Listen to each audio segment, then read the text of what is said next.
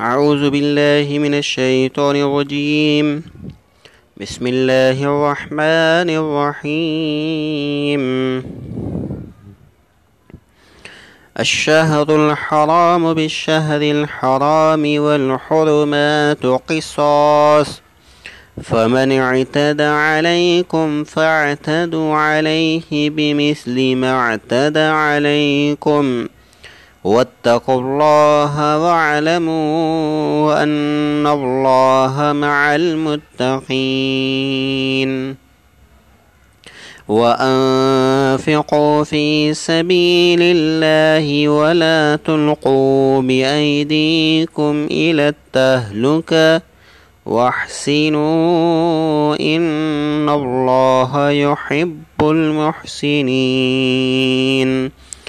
وأتموا الحج والعمرة لله، فإن أحصرتم فما استيسر من الهدي، ولا تهلقوا رؤوسكم حتى يبلغ الهدي محله، فمن كان منكم مريضا أو به أذى من رأسه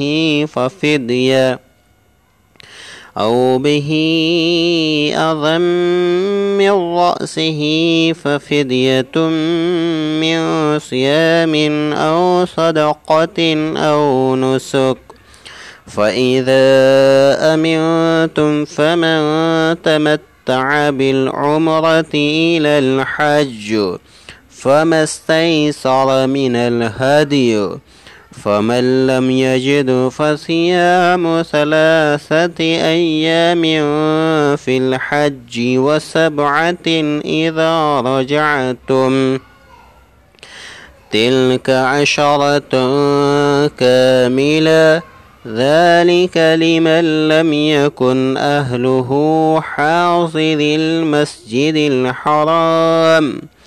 واتقوا الله واعلموا أن الله شديد العقاب.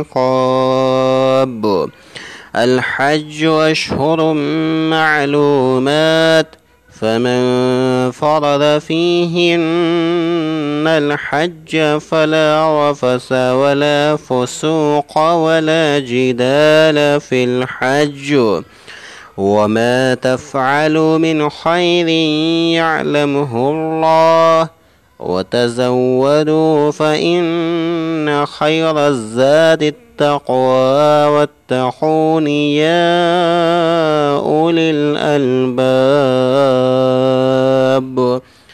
صدق الله العظيم.